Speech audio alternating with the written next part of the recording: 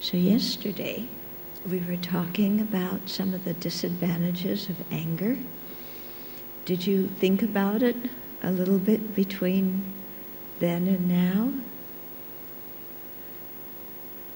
Especially the disadvantages of your own anger, or were you still thinking about the disadvantages of everybody else's anger? Yeah, because that's one thing that's very important, is that we always apply the teachings to our own mind. Yeah, it's so easy to, bring along a colleague or a family member and then turn to them and say, "See, she says you shouldn't get angry." But that's not the point. The point isn't to tell other people what they should or shouldn't feel or do.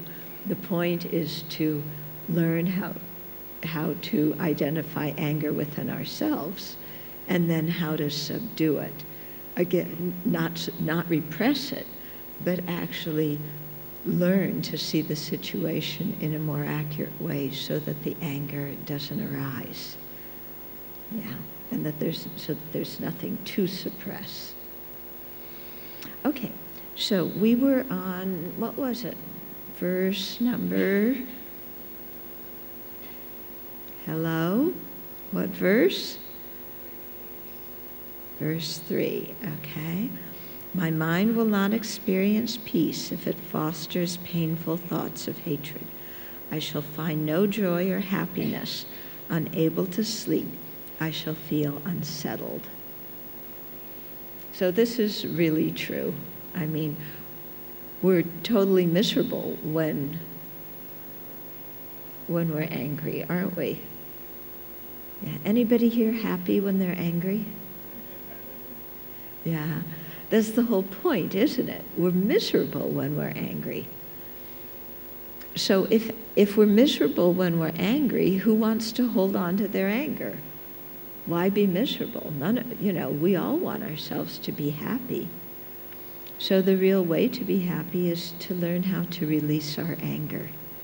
And again, like I said yesterday, we're not trying to suppress the anger and put on a good face and pretend we aren't angry.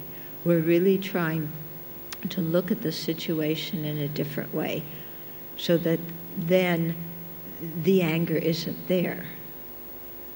Okay, very, very important.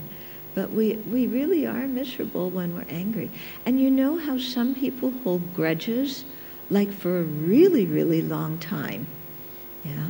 And they really hold on to their anger for years, decades sometimes. Sometimes in the case of different ethnic groups or different countries, they hold on to the anger at each other for centuries. Yeah, that's what happened, you remember, in Yugoslavia when it disintegrated as a country? And then there was so much war in there, in that whole area.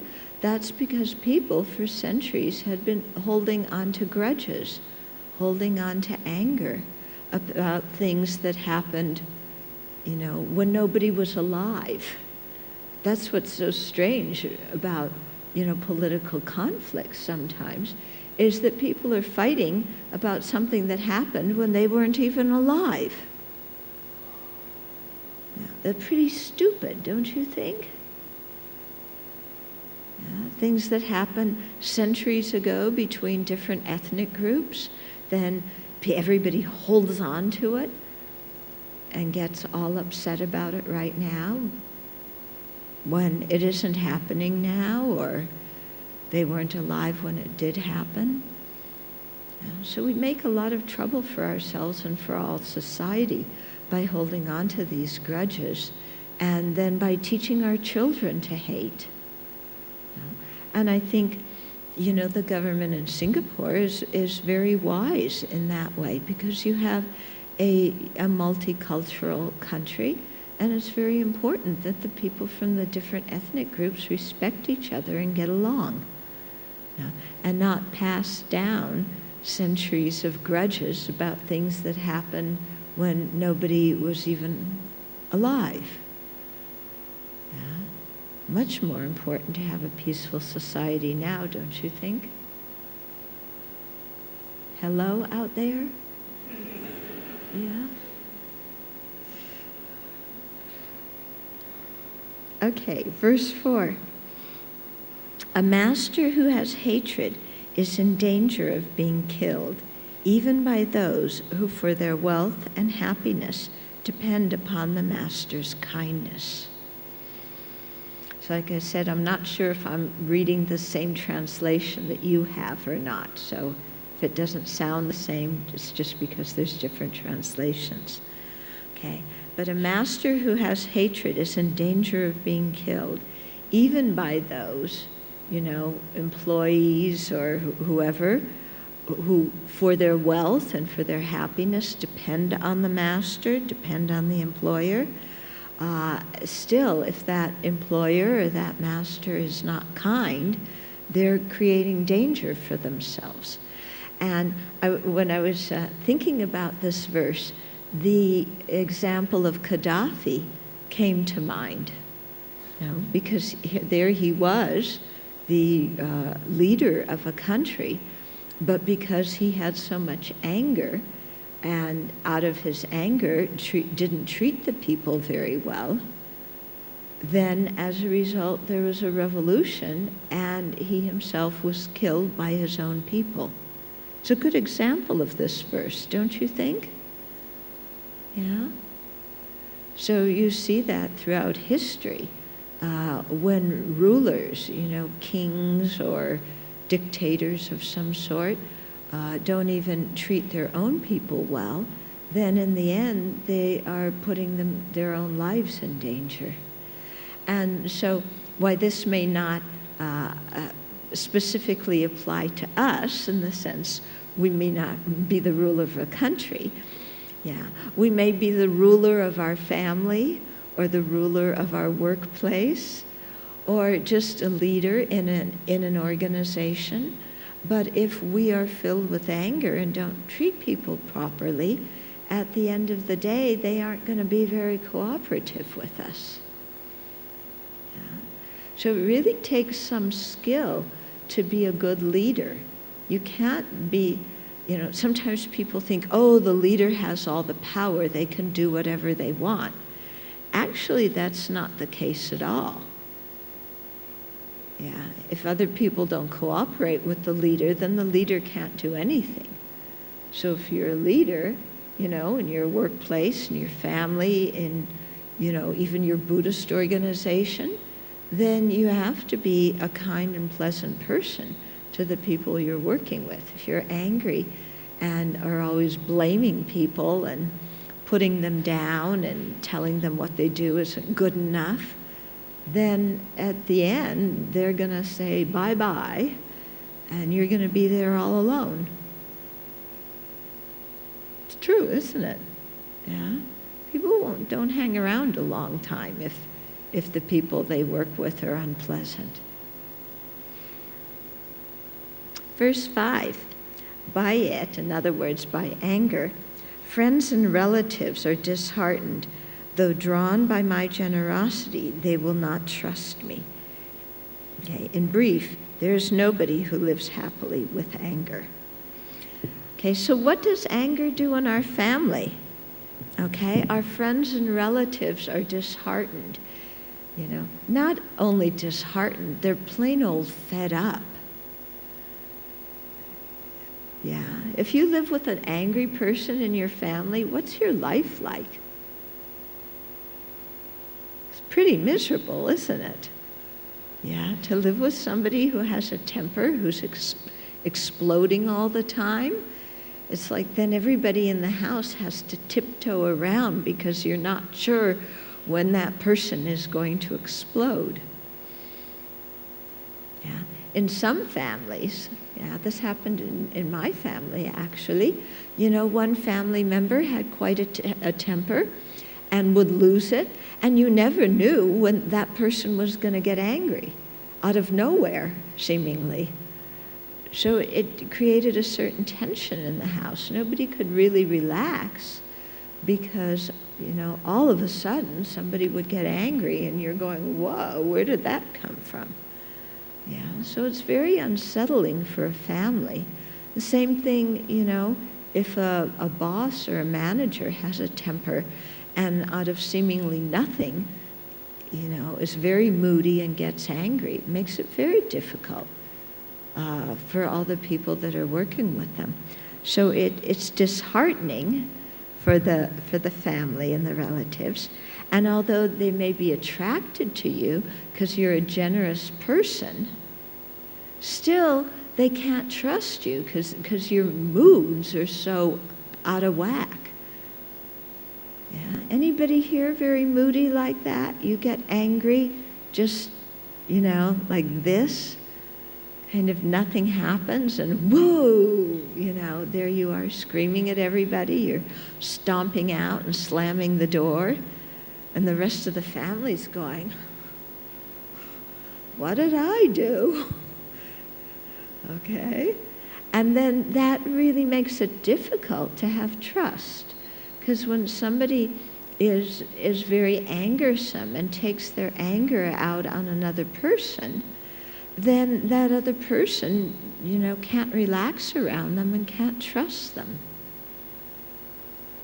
Now, it's true, isn't it? This is our experience. This is our own experience.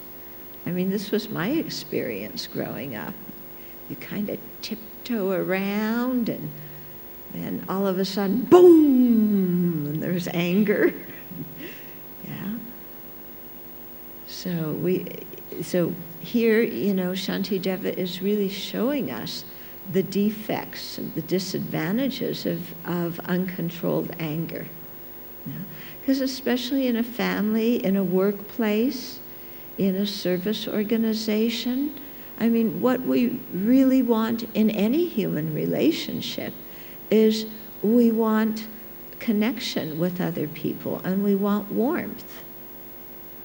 Yeah, we don't have human relationships because we want to quarrel. We have human relationships because we ourselves need appreciation and we need to be able to give appreciation. We want to be loved and cared for, and we need to love and care for others. This is all very natural human stuff, but anger, really makes it all very difficult.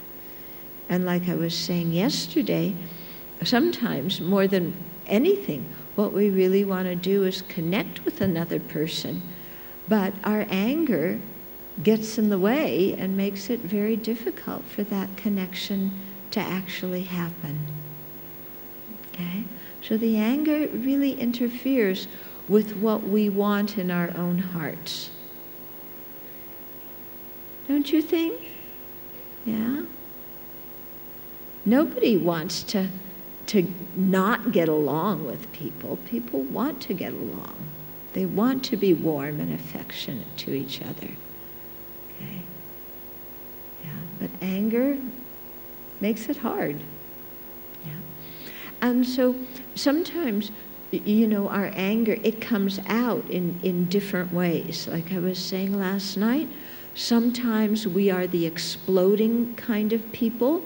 We explode when we're angry and we yell and we scream and we throw things and we accuse people of all sorts of things and say all sorts of stuff that we would never normally say. Yeah. Can you think about some times when you were angry and what you said when you were angry? Yeah. Sometimes we forget what we said when we were angry, but our friends and relatives, or maybe our ex-friends, they remember very well what we said when we were angry. Yeah. And so often when we're angry, we say things we would never say at another time, and especially to the people we care the most about. I mean, think about it. Who do you speak the worst to, family members or strangers? Yeah. Would you ever say to a stranger, what you say to your husband or wife. Never. Yeah.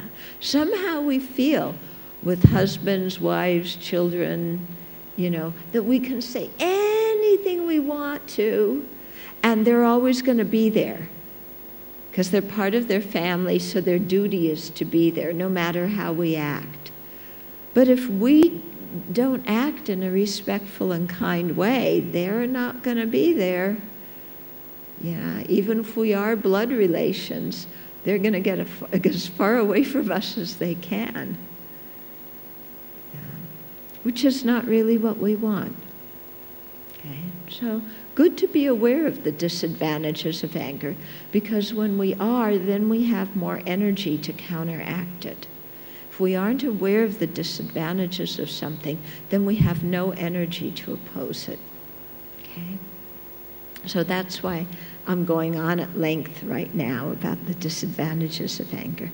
And Shantideva summarizes it by saying in brief, there is nobody who lives happily with anger. And it's true, isn't it? When we're angry, we're not happy, and the other people around us aren't happy either. So let's do something about our anger. So verse 6 says, hence the enemy, anger, creates suffering such as these.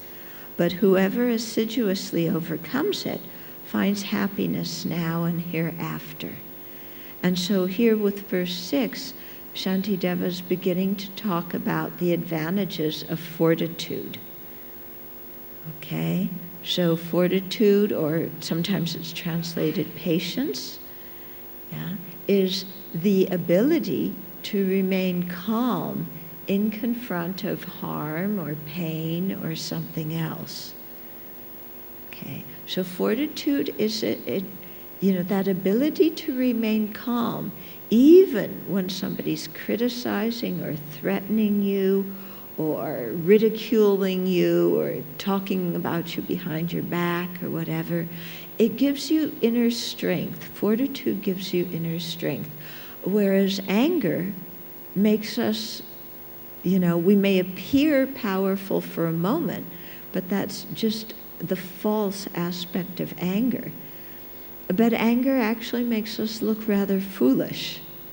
Whereas when we have a calm mind, a strong, firm mind that is calm, then we really have some power because we can think clearly.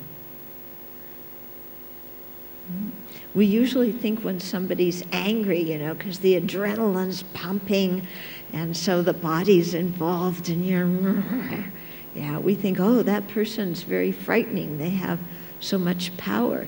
But actually, anger makes us look rather cowardly and rather foolish because we can't endure anything. Whereas when we can remain calm in the confront of harm, then, we have some real internal power and we can think clearly and act wisely. Okay? So hence the enemy anger creates suffering such as these. But whoever assiduously overcomes it finds happiness now and hereafter. So when we are able to overcome our anger, we abide happily now, and then we also create much less negative karma and much more positive and constructive karma. And so that creates the cause for us to have a fortunate rebirth and to meet good circumstances in our future lives. Yeah, so whoever overcomes anger lives peacefully now and then creates the good karma that will lead them to have a good rebirth and happiness in their future lives. And that's what we all want, isn't it? Mm-hmm. Okay, so then let's work to overcome our anger. So now, with verse 7, Shantideva is going to, he's starting to look and see about, well, how actually does anger work? What causes anger? Okay, so he says, having found its fuel of mental unhappiness, in the prevention of what I wish for and in doing what I do not want, hatred increases and then destroys me. Okay? So having found its fuel of mental happiness, mental unhappiness, okay? So before we get angry, the mind is always unhappy. If we're not unhappy, we're not going to get angry. Do you see the connection? Yeah. And why are we unhappy? Because something that I wish for, I can't get. You know, I'm being prevented to get what I wish for. Or I get what I don't want. Okay? So two conditions. I can't get what I want, and I get what I don't want. And so both of those situations make us unhappy. Yeah. I want the promotion and I don't get it. I want praise and I don't get it. Or I get what I don't want. I get criticism. I get people making fun of me. I get people being uncooperative. Okay? So all these kind of situations result in our getting unhappy, and because we're unhappy, then we get angry. Okay? So by noticing that unhappiness is the fuel for anger, it leads us to see that if we can keep a happy mind, then we won't get angry. Okay. So then you're going to go, but wait a minute.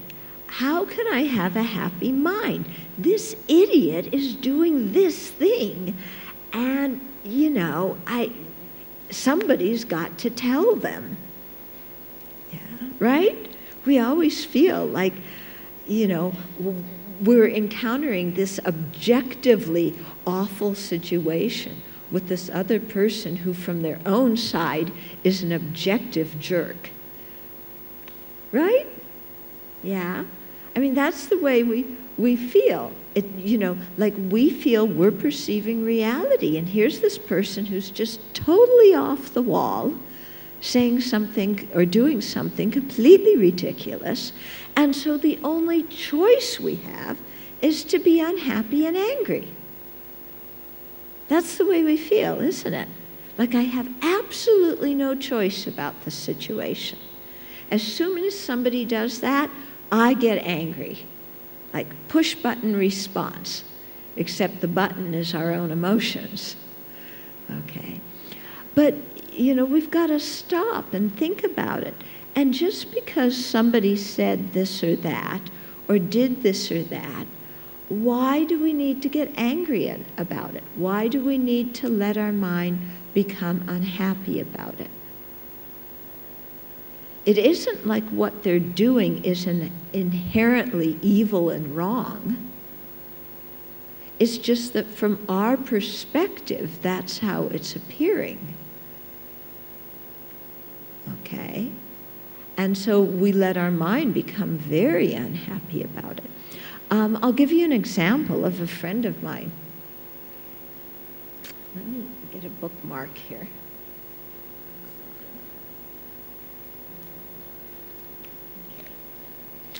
So I had a friend some years ago who was pregnant, and she was going to be going on holiday to visit her sister. Okay? So you may have heard me tell this story before. So when you get pregnant, you put on weight, right? You need to put on weight while you're pregnant. Something's wrong if you don't. Yeah. But we were sitting and talking, and she was telling me, oh, I'm going to be going next week and getting on this plane and going to see my sister. And I know that as soon as I get off the plane, my sister's going to look at me and say, oh, you've put on weight, haven't you? And as my friend was telling me this story, I could see her getting really angry because it was evident that she was very sensitive about her weight. Yeah. And so I was thinking, you know, she is already pre-planning a confrontation with her sister, and her poor sister isn't even there. Her poor sister hasn't even said anything, and yet already my friend is getting angry at her sister. Yeah? And so, this is how we are. We think in advance and like, oh, I know for sure somebody's going to do this or that. And we're all preparing ourselves to get angry, as if anger was the only way we could possibly respond to somebody making that comment. But if you think about it, if somebody tells you you've put on weight, why do you need to get unhappy about it? Especially if you're pregnant, you should say, oh, that's good. Yeah? Okay. So, rather than letting our mind get unhappy, if we look at these situations and we see, but there's nothing inherently bad about putting on weight. Yeah. In fact, sometimes people are too thin. If you put on weight, it's good. If you already weigh, 200 kg, well, it might be a different situation. Yeah, maybe putting on some weight isn't so good. But then, even if somebody says, oh, you've put on some weight, if it's true, why get angry? The person's telling the truth. Okay? So it's very curious how our mind works, and how our mind decides what things to get angry about. Yeah. So, for example, something that drives me absolutely nuts when I work with somebody is when they wait until the last minute to do the project. Okay? Because I might be waiting for them for something, I'm dependent on them, and their style of work is they wait until the last moment. And if it's not the last moment, they're not going to get it done. Okay? And so whenever the last moment is, they always say, but I've been working on it all along and there's been no time to do it. So that's why I'm doing it at the last moment. Do you know anybody like this? Yeah, maybe you? If it's you, I don't want to work with you. It drives me crazy. Yeah, but because I had a situation like this recently, and I know that if the last moment had been 2 weeks earlier, if the deadline was 2 weeks earlier, the person would have gotten it done 2 weeks earlier. I know that, So it wasn't like there was no time. It's just their way of working is it's got to be the last moment. And I also know if the deadline was 2 weeks later, that it would only have gotten done 2 weeks later. Yeah. And yet, whatever the situation was, the person would always be saying to me, but I had no time to do it before. Okay. And I don't buy that excuse, and I get unhappy and angry. Yeah. And so I have to stop and say, well, why do I get unhappy? Okay. So it's interesting to have this kind of conversation with yourself. Okay, why do I get unhappy when somebody does something the last minute? Because I need to know that what they're working on is going to be done, because I need it. Yeah, I'm dependent on them and I need it. And I don't have that security of knowing that the project or whatever it is going to be done. Yeah, because at the last minute, you're never sure if it's going to be done or not. Okay? So I get unhappy because of that, and then because I'm unhappy, then I get angry. But then when I stop and ask myself, okay, well, let's say it doesn't get done. Then why get angry? And my mind goes, because I need it, and that's very important. And then I say, oh, okay. But still, why do you get angry about it? Even if, I say to myself, even if you need the work that they're doing, even if it's not done, is it really the end of the world? Yeah. Well, no, I don't think the world's going to end. It's probably going to keep going.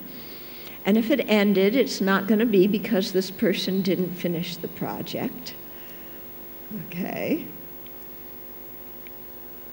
So it's really not the end of the world. And okay, it might be a little bit inconvenient. I don't have the material I need when I need it. It's inconvenient for me. But why do I need to let my mind get unhappy because of some inconvenience? In other words, I have a choice. I have a choice in how I feel. So instead of thinking that in certain situations, the only possible response I could have is to be unhappy and therefore to get angry, to realize that I have a choice. I can let something make me unhappy because I'm doing single-pointed concentration on the inconvenience, or I can just accept the situation and be relaxed about it. Okay, are you getting what I mean? Yeah. So even if you need something done by somebody, for some work you're doing, and it's not done, yes, of course, it's inconvenient. But I don't need to be unhappy about it. I may have to be the one that explains to a third party why the work isn't done. And I don't really want to have to explain that. I would rather have the work done, I don't really want to have to explain why somebody else didn't do it. But sometimes maybe I just need to, and I just need to say, yeah, somebody was going to be doing it, they didn't get it done. I know it's inconvenient for me. I know it's also inconvenient for you. I'm sorry. And I don't really know a way that I could have gotten this other person to hurry it up anymore. Okay.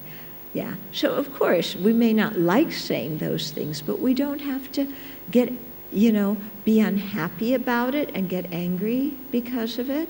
We can just accept, this is the way the situation is. So, what I eventually decided about this person, because I've worked with this person for many years, and almost every time it is not done on time. And when I try and point that out to her, she says, but almost every time it is done on time. It's only this time that I didn't have any time to work on it. So then am I going to get into a fight with them saying, look, it's not only this time, it's almost every time, and I've been working with you for 10 years, and I know this, okay? So, I could get into a big fight about that with this person, but it's going to be totally useless. They're not going to accept what I say, okay? So then what I just thought, and this will come later in the text, is like, this is the way this person is. I'm not going to get them to change. Yeah. So it's like getting mad at fire for being hot. That's just the way it is, isn't it? Yeah. We don't get mad at fire for being hot because heat is a quality of fire. And getting mad about it isn't going to change anything. So in the same way, getting unhappy and letting my mind get angry because of this person's procrastination isn't going to change anything at all. Their habits are not going to change because of my anger. Yeah. The only thing that's going to happen is I'm going to be more miserable and they're going to be more miserable. So I just accept it, that that's the way they work. Yeah. And in the future, if I can find somebody else to do certain projects, I will. Yeah, just because it's more convenient for me to have things done in advance than at the very last moment. Okay, so are you getting what I'm saying? About we have a choice about our emotions. We don't need to get mad and unhappy about everything.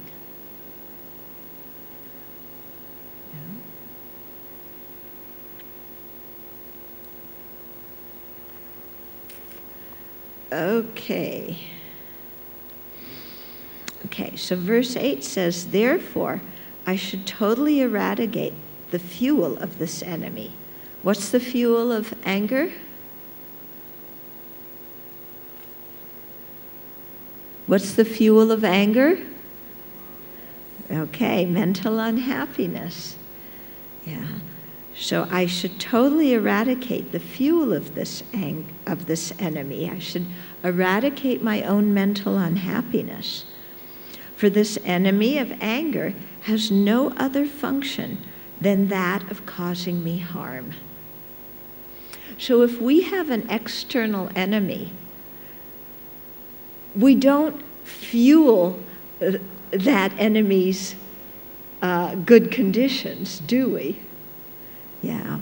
So in the same way, if anger is our real enemy, because anger destroys our happiness, then instead of fueling our own anger by letting our mind become unhappy, let's try and keep our mind more stable and keep a happy mind. Now, somebody's going to say to me, how in the world do you do that when this person is doing X, Y, and Z that I just can't stand? Yeah. And I remember one time, one of my Dharma sisters went to our teacher. She was having a problem about something. And he told her, just have a happy mind. And she came back and she said, how do I have a happy mind?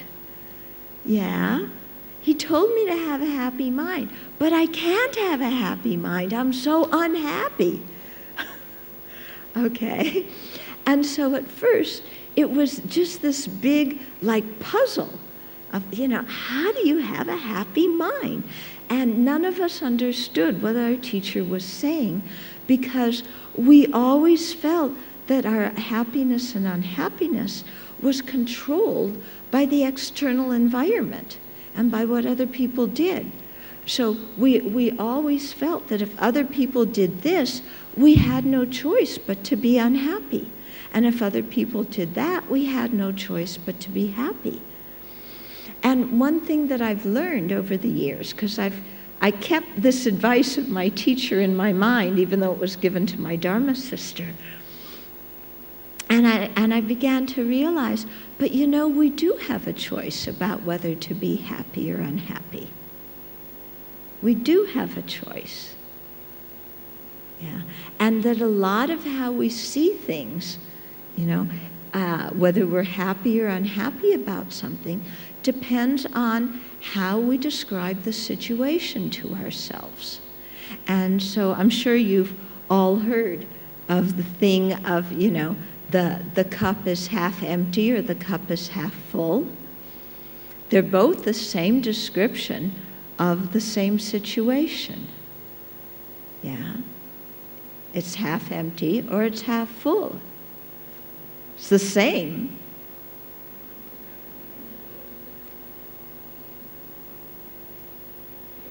Okay? So it's the same in different situations.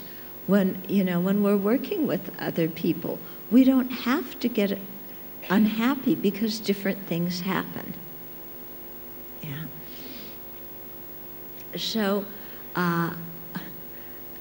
this is a good practice to train ourselves in, a good way to train our mind, especially when problems come up unexpectedly, which they always do. Like I was saying last night, people don't notify us in advance that they're going to have a crisis. Yeah, they just have one. So similarly, we don't get advance notice of problems. They just kind of happen. So it's an interesting thing that, to watch when we first hear news of a problem, to watch how we react.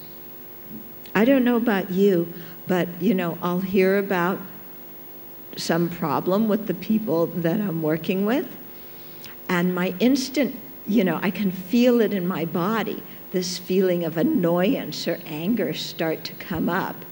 And like, oh, I've got to go fix the problem and tell this person to stop doing what they're doing and tell that person to do something else, and, and like this. And what I've started instead to do, instead of like just letting my mind go in that direction automatically and be unhappy and get angry, is to just stop and say, oh, we have an interesting situation on our hands. Okay? Oh, there's a situation here that needs my attention, a situation that needs my help. Let's see how I can go and help. Okay? So if I say that to myself beforehand, here's an interesting situation. Some people need my help. Then my mind can remain calm in the situation. Whereas if I say to myself,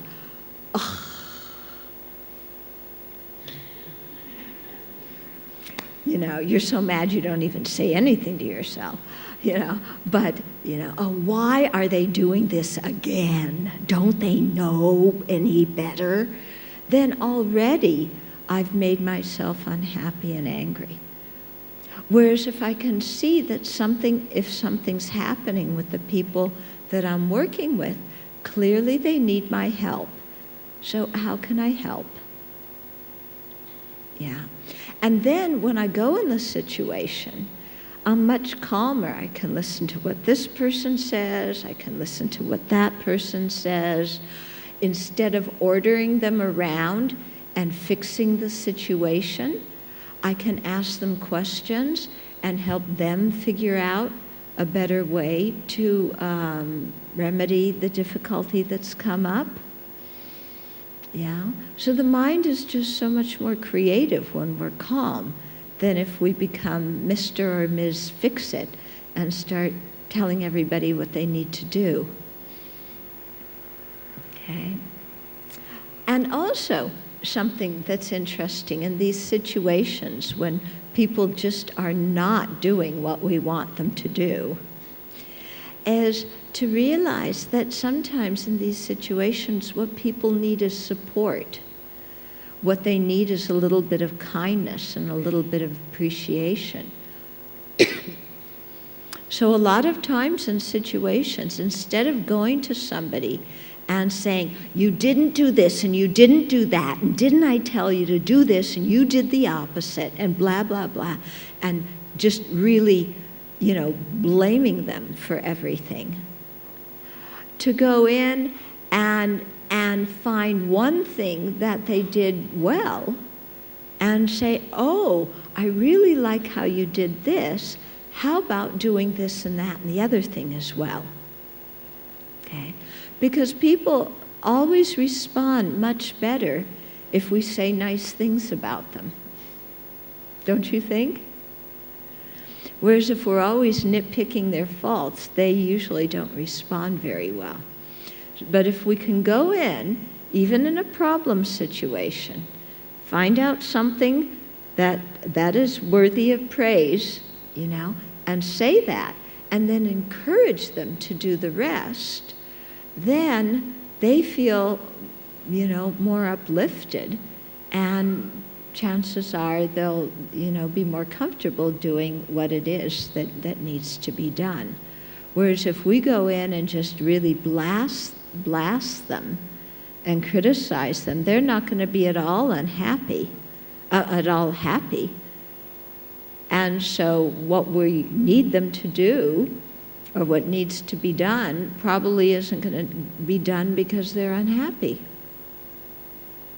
Yeah. Because we know the same thing from our situation, don't we? Works the same way.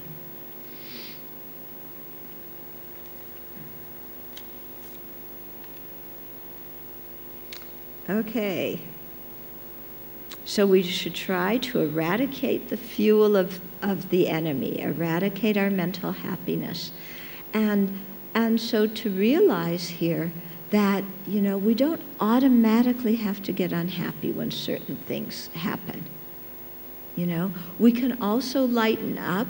We can realize that, sometimes the situation can even be funny.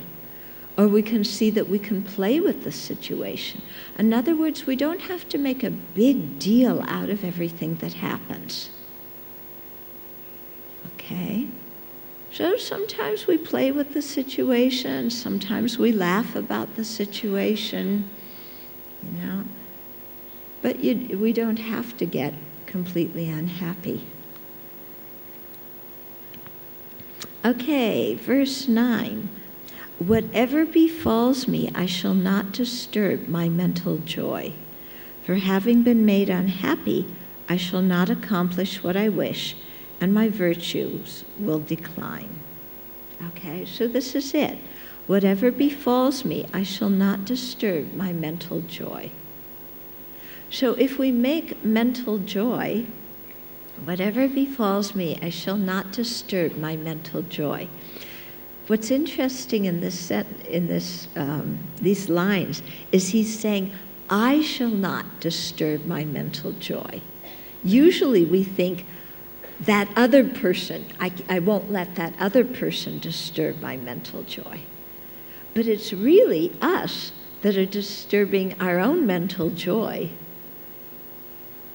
by, seeing the situation in a certain way and getting upset about it. Yeah, because we do have a choice. We do have a choice. Yeah. And with some situations, that's just the way they are. And so being unhappy about them, there's nothing much to do. Okay? For example, when you get cut off on the highway, how many of you get angry and unhappy when you're cut off on the highway? Look, I know there's more than 3 people.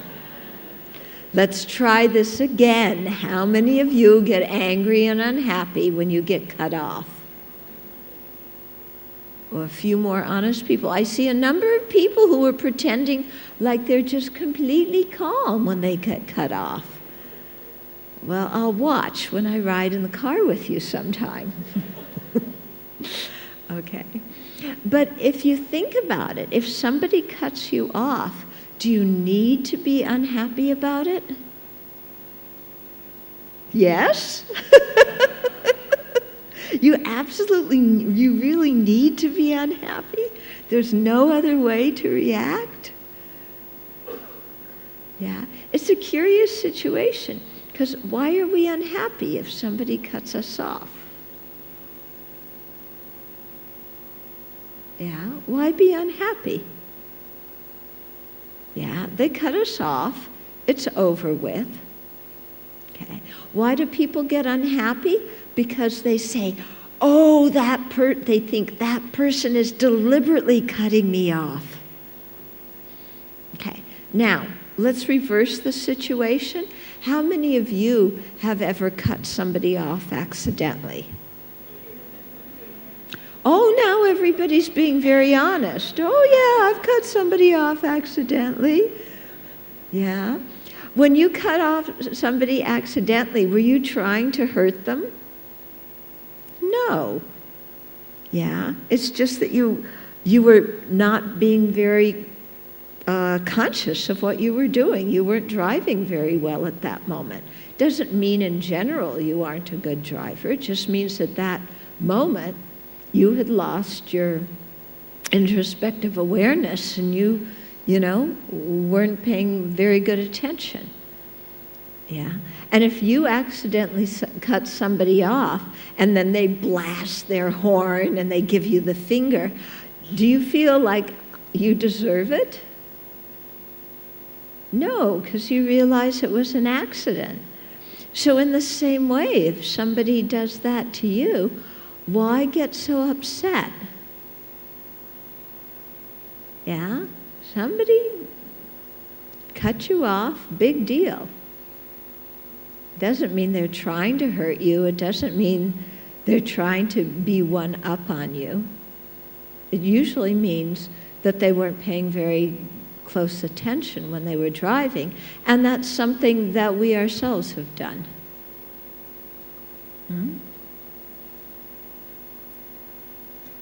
Okay, road rage is a big thing, isn't it? Yeah, I was talking about this one time at a course, and a young man afterwards, he told me this story. He said that he was driving in a car with his fiancée, and he was in the innermost lane, and somebody accidentally cut him off on the highway by changing lanes. And he got so enraged by somebody cutting him off that then he sped up and he deliberately cut the other person off. But the thing is that he was so angry and he wanted this revenge of trying to cut somebody else off, that when he went to pull in front of the other person, he lost control of the car. And the car went across 4 lanes of the highway. It could have caused a huge accident. He was very lucky. And then they landed up at the side of the road. And he was so stunned because he realized that by letting his own mind get so unhappy and therefore angry about getting cut off, he almost killed his fiancée in a traffic accident.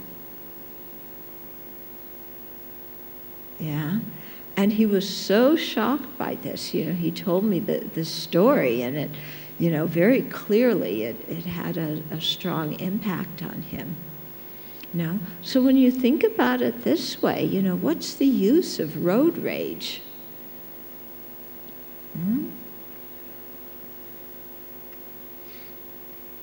Okay, so what verse did we do? We finished verse 9. Okay, so we'll stop here for now, and then if you have questions, we can do Q&A for a little while.